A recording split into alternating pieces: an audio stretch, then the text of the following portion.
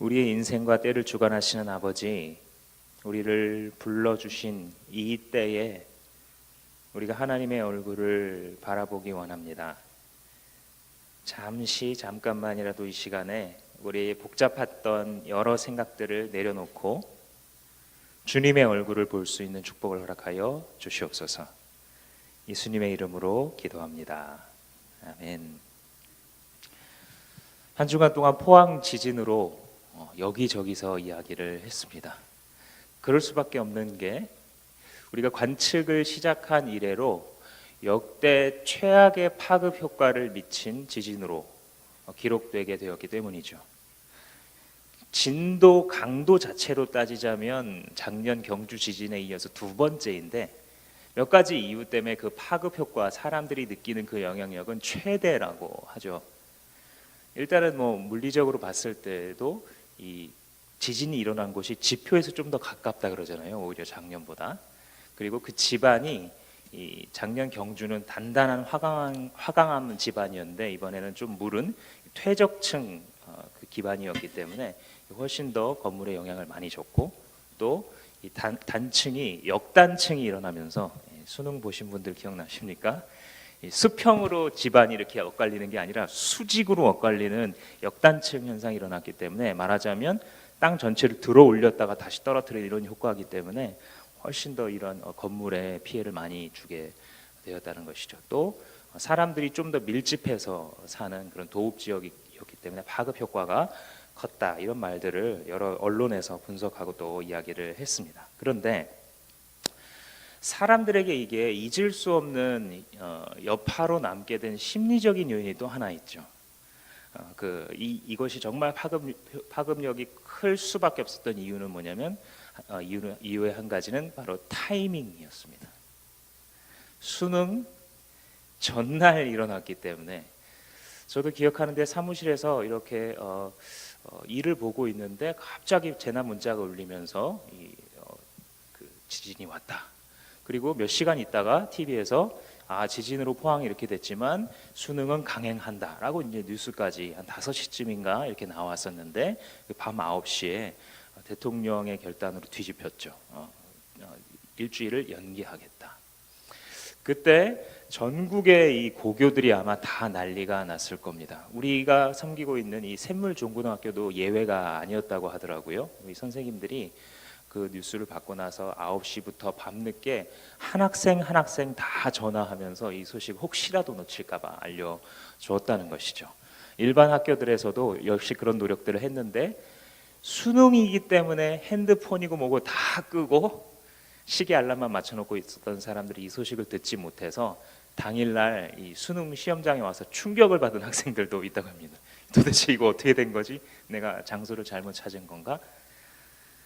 그리고 이 수험생들이 또 일주일간 기다려야 되는, 이건 또 말로 다 할 수 없는 팽팽하게 당겨진 그 긴장감을 다시 또 해야 되고, 온갖 없어진 이 문제집을 다시 찾느라고 막 프리미엄이 붙고 특강들이 다시 시작하고, 또 대학들은 각 입시 전형들을 다 뒤로 미뤄야 되는데 거기에 조정할 수 없는 문제가 생긴 대학들도 있고, 더군다나 또 여행업계, 성형업계, 수능이 끝나고 나면 이런 것들이 팔릴 것이라고 생각했었던 모든 업계의 일정에 차질을 빚게 되고 문제가 생겼다. 온 나라가 심리적으로 여기저기 떠드는 게 무리는 아닌 것 같습니다. 우리가 그 땅을 위해서 계속해서 또 기도하고 그리스도인으로서 할 일들을 우리가 감당해 갔으면 좋겠습니다. 그런데 이 이야기를 한 이유가 있어요. 우리 인생에 무슨 일이 일어나느냐도 중요하거든요. 근데 때로는 똑같이 중요한 게 언제 그 일이 일어났느냐입니다. 때로는 더 중요할 때도 있어요. 그게 언제 일어났느냐.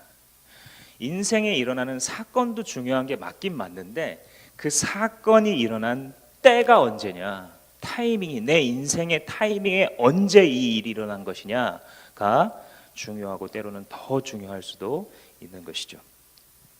그래서 우리는 인생에서 무엇을 해나가는가, 무슨 일을 하는가도 되게 중요한데요, 또 똑같이 중요한 것이 무엇이냐면 때를 아는 사람이 되는 것입니다. 우리 인생에 있어서 내가 뭘 할까, 어떤 일을 당했을까, 또 그런데 그런 것을 넘어서서 때가 무엇인가, 그것이 나에게 무엇을 가르치는가라는 것을 아는 것이 중요한 것입니다. 오늘 우리가 읽었었던 이 전도서 본문은 바로 우리가 당하는 모든 인생의 사건들에는 다 때가 있다. 인생만이 아니라 자연 만물과 모든 만사에도 때가 있다라고 가르칩니다. 그래서 이 오늘 본문이 가르치는 말을 한마디로 좀 줄여보자면 뭐냐면, 한번 따라해 볼까요? 때의 한계 아래서 기쁘게 살아가라. 요 말을 하고 싶은 거예요, 지금 전도자가. 너네 인생들아, 너네가 때의 한계 아래 있다는 것을 명심해. 그리고 그 한계 안에서 기쁘게 살아가렴. 이렇게 지금 본문이 가르쳐주고 있습니다. 이 1절 말씀을 보시면, 아까 읽었던 우리 1절 말씀을 보시면, 모든 일에는 다 때가 있다. 세상에서 일어나는 일마다 알맞은 때가 있다. 그러면서 예를 2절부터 8절까지 쭉 28개를 들고 있습니다. 왜 28이냐면 7 곱하기 4예요. 이 성경에서 7, 4, 10 이런 것들이 완전수인데 7이라는 것은 시간의 완전수입니다. 월화수목금토일. 그러니까 일주일 내내라는 뜻의 완전함을 가지고 있고요. 4라는 것은 동서남북 사방, 그러니까 장소의 완전수예요. 그러니까 우리가 살아가는 이 인생이 시간과 공간이라는 매트릭스 위에서 펼쳐진다고 한다면 그 모든 분야에 다 때가 있다, 이 말을 하고 싶은 거예요. 멋있죠? 고대인들이 표현하는 히브리식의 표현 방법입니다. 그럼 실제 내용도 봐도 시작할 때 뭘로 시작해요? 사람이 태어나고 죽는 얘기로 시작해서 끝날 때 뭐로 끝나냐면 하나의 국가가 전쟁을 하건 평화를 누리건, 그러니까 한 개인의 영역에서부터 국가에 이르기까지 우리가 당하는 모든 일에는 때가 있다, 타이밍이 있다, 이걸 이제 가르치고 싶은 겁니다. 누군가가 죽을 때, 슬퍼해야 될 때, 울어야 될 때, 경제 활동을 할 때, 돈을 벌어야 될 때, 부부 관계를 해야 될 때, 만날 때, 헤어질 때, 현대식으로 바꾸자면 그런 주제들을 지금 이 안에서 다루고 있습니다. 그런데 보통 성경에서 때에 대한 가르침을 하면 정해져 있는 주제가 있어요. 그게 뭐냐면, 그러니까 때에 합당하게 맞춰서 살아, 이게 보통 주제입니다. 근데 이 잠언 같은 데서 보통 그렇게 가르치는데, 오늘은 그게 초점이 아니에요. 오늘의 초점은 뭐냐면 때를 묵상하면서 배울 게 있다, 이게 초점이에요. 때, 타이밍, 우리 인생의 시간이라는 걸 묵상할 때 우리가 배워야 될 점들이 있다, 이걸 가르치는 게 오늘 이 전도자의 이 목적입니다. 3가지를 한번 제가 요약을 해봤는데요. 첫 번째로는 때를 묵상하게 되면 뭘 알게 되냐면 내 한계를 알게 돼요. 이게 첫 번째 유익입니다. 두 번째 유익은 때를 묵상하게 되면 하나님의 무한함을 알게 되는 거예요. 세 번째는 때를 묵상하게 되면 최고로 인생 사는 길을 알게 돼요. 이 3가지에 대해서 오늘의 본문이 건드리고 있습니다. 첫 번째는 바로 내 한계를 알게 되는 부분 한번 살펴보겠습니다. 9절 말씀입니다. 사람이 애쓴다고 해서 이런 일에 무엇을 더 보탤 수 있겠는가? 그러니까 지금 여러분들 한번 흘러가는 문맥을 보세요. 이런 때가 저런 때가 있고, 그래서 만사에 다 때가 있어. 그런데 사람이 아무리 애쓰면서 열심히 노력한다고 해도 거기에 뭘 보탤 수가 있겠니? 그러니까 이 말은 뭐냐면 때에 뭘 보태거나 빼거나 때를 바꿀 수가 있니 없니, 이렇게 이제 물어보는 거죠. 못 바꾼다는 거죠. 한계가 있다는 거죠. 때에 관한 한, 우리의 인생의 타이밍에 관한 한 우리가 아무리 노력해도 정말 중요한 의미에서는 바꿀 수 없는 지점이 있다는 거예요. 물론 우리 인생에서는 아무것도 하지 말자, 이거 아닙니다. 열심히 노력하고 바꿀 수 있는 것들을 바꿔나가죠. 그런데 어느 지점에 이르면 또 어떠한 종류는 그 때를 내가 절대 바꿀 수 없는 것도 만나게 된다라는 것이죠. 마치 유유히 흘러오는 이 강물처럼 시간의 흐름을 되돌리거나 바꿀 수가 없는 그러한 경우이죠. 그럴 때에 이 전도자는 뭐라고 얘기하냐면, 그럴 때 솔루션이 뭐냐, 내가 때를 바꿀 수 없는 나의 한계를 만났을 때 어떻게 하는 것이 지혜로운 길이냐?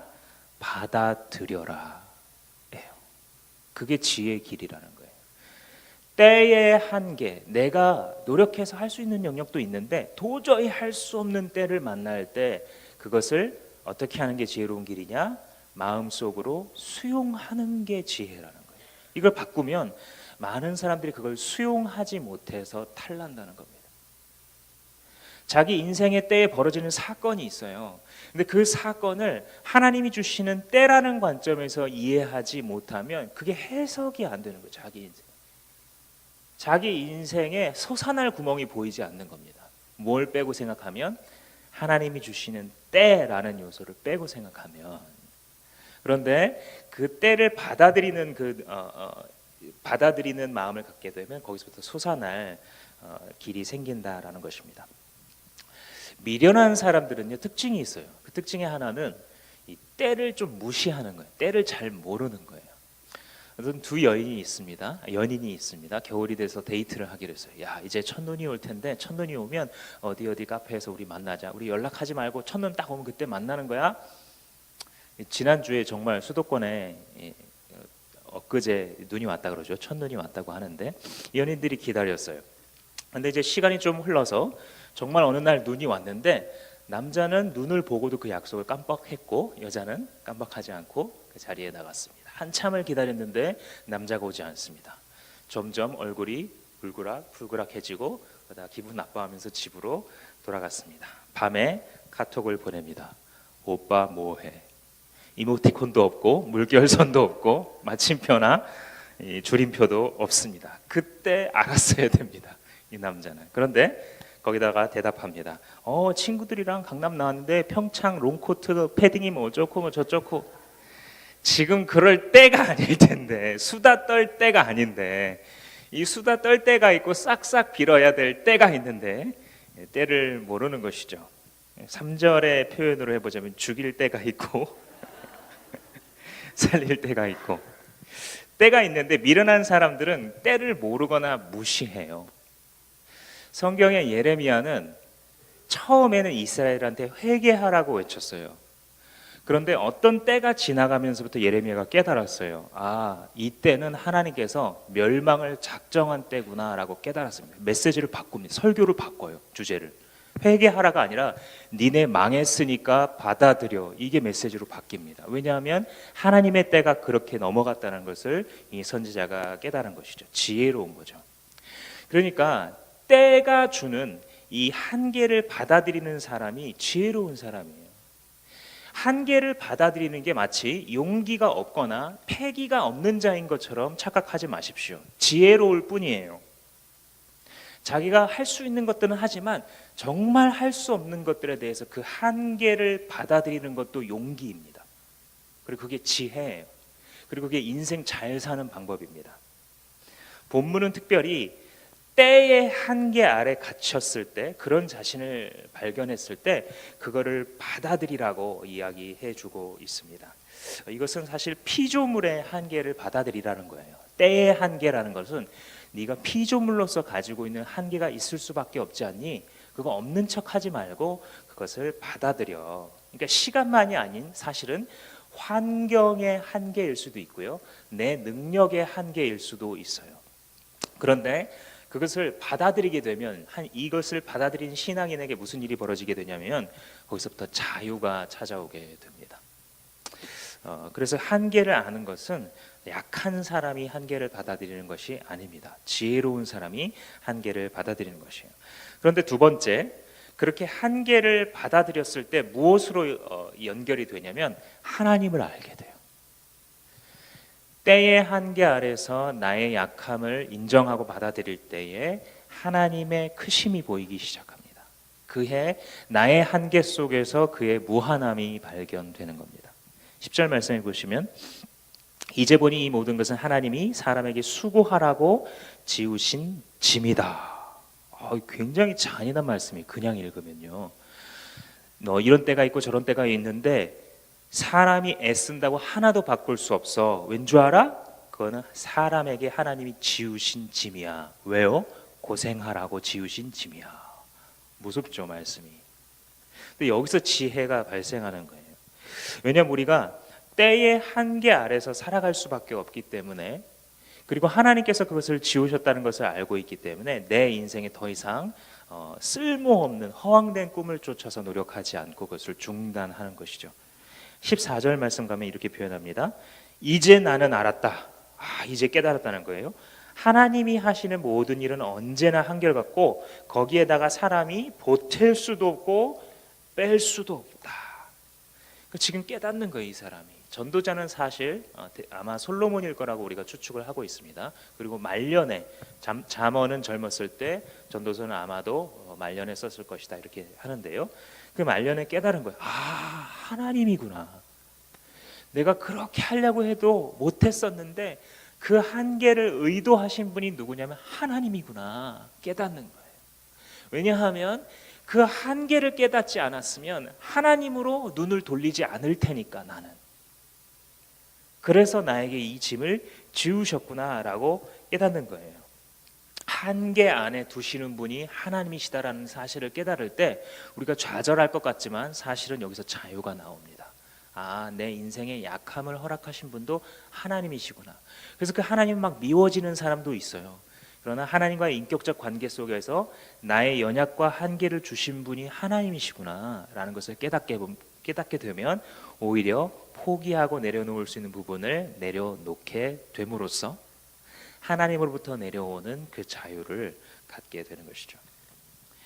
11절 말씀해 보시면 하나님이 모든 것을 제때에 알맞게 일어나도록 만드셨다. 더욱이 하나님은 사람에게 과거와 미래를 생각하는 감각을 주셨다. 그러나 사람은 하나님이 하신 일을 처음부터 끝까지 다 깨닫게는 하지 못하게 하셨다.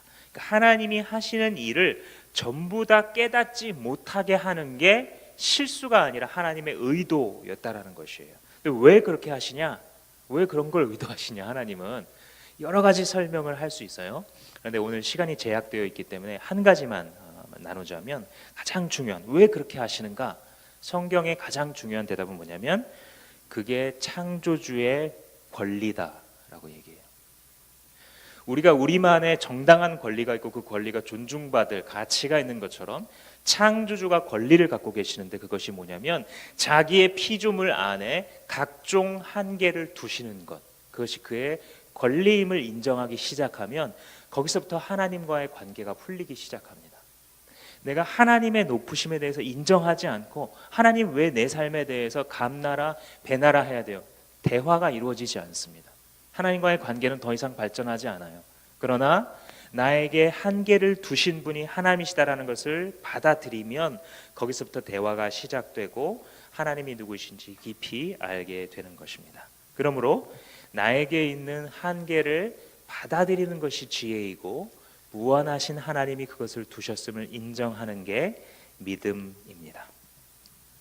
하나님이 이렇게 하시기 때문에 우리가 그분을 따라가고 또 두려워할 수밖에 없다고 또 14절에서 이야기하고 있습니다. 마지막으로는 지금까지 얘기한 이 두 가지, 내 한계를 아는 것과 하나님의 무한하심을 알게 되면 어떤 길을 가게 되냐면 인생 어떻게 하면 잘 살 수 있지? 라는 대답에 대한 질문에 대한 대답을 줘요. 이게 내 인생 어떻게 하면 잘 살 수 있지? 뭐가 최고의 길이지? 라고 물었을 때 그 길을 가르쳐 주는 게 그 두 가지가 만족됐을 때이면 내 한계를 알고 하나님의 무한하심을 인정하게 될 때 12절 말씀에 다시 한번 이제 나는 깨닫는다 이렇게 얘기하고 있잖아요. 12절 말씀에 나는 깨닫는다 기쁘게 사는 것 살면서 좋은 일 하는 것 사람에게 이보다 더 좋은 것이 무엇이랴 깨닫게 됐다는 것이죠. 자 보세요. 기쁘게 사는 거랑요 좋은 일을 하면서 사는 것 이 두 가지를 지금 얘기하고 있는데 사람들 가운데에서는 이 둘 중에 하나만 되는 사람도 있어요. 예를 들면 좋은 일을 하면서 살아요. 선한 일이죠. 선한 일을 하면서 사는데 기쁘지 않아요. 그런 사람이 있죠. 또 반대로 기뻐하기는 해요. 근데 그 하는 일이 결코 좋거나 선한 일이 아니에요. 때로 종종 악에 빠져요. 기쁘긴 기쁜데 근데 참 기쁨은 아니겠죠. 전도자가 말하는 것은 기뻐하면서 좋은 일 하기 이게 최고의 길이라는 거예요. 하나님께서 우리에게 주실 수 있는 최고의 선물, 우리가 깨달을 수 있는 최고 높은 인생의 경지가 무엇이냐면 우리의 한계 안에서 기쁨 가운데 좋은 일을 선택하는 거. 이게 최고의 방법이라는 거예요. 사람들이 보면 이게 무지해 보일지 모르고 어린아이도 아는 말이라고 생각하겠지만 사실 인생이 그거라는 것입니다. 기쁨이 어디서 옵니까? 다시 한번 자기의 자금을 인정할 때 옵니다. 자기의 자금, 자기의 피조물됨을 인정하지 않으면 기쁨은 오지 않습니다. 왜냐하면 스스로를 속이고 있는 것이기 때문에. 우리의 타락한 본성은 피조물인 내가 마치 더 대단한 사람인 것처럼 자기에 대한 과대망상과 과대평가를 하게 만들어요. 그게 타락한 자기만의 본성이에요. 친구들을 보면 알 수 있어요. 자기가 굉장히 예쁜 줄 알잖아요. 굉장히 잘생긴 줄 알잖아요. 근데 그게 그 친구만이 아니라 나예요. 인간은 자기 스스로를 과대평가하는 죄된 습성을 가지고 있어요. 그렇게 말씀을 통해서 우리에게 거울을 비춰주시는 것이죠. 너의 자금을 알아라. 인생아, 너의 피조물됨을 알아라. 주님 말씀해 주시는 것입니다. 그랬을 때 나의 피조물됨을 받아들이고 내 약함을 받아들이면 역설적이게도 만족이 와요. 여기서 나 연약한 존재구나. 하나님 앞에서 한계가 있는 존재야. 이걸 인정해버리면 자유가 찾아와요. 여기서. 왜냐하면 내 만족은요, 내가 약했었는데 그 약한 영역이 강해질 때 만족이 오는 게 아니라 강하신 주님이 들어오실 때 만족이 오잖아요. 내가 부유해질 때 만족이 오는 게 아니라 부유하신 그리스도가 내 안에 사실 때 만족이 오는 거잖아요. 고린도후서에 말씀하시기를 사도 바울이 내가 약한 그때의 강함이라 라고 말한 비밀이 바로 이 전도자의 비밀과 상통하겠죠. 그러니까 그리스도인은 어떤 사람이냐면 자기의 연약함을 통로 삼아 주님이 오실 길을 만드는 자. 이게 진짜 그리스도인이에요. 왜냐하면 자기의 연약함을 발로 뻥 차지 않고 받아들이거든요.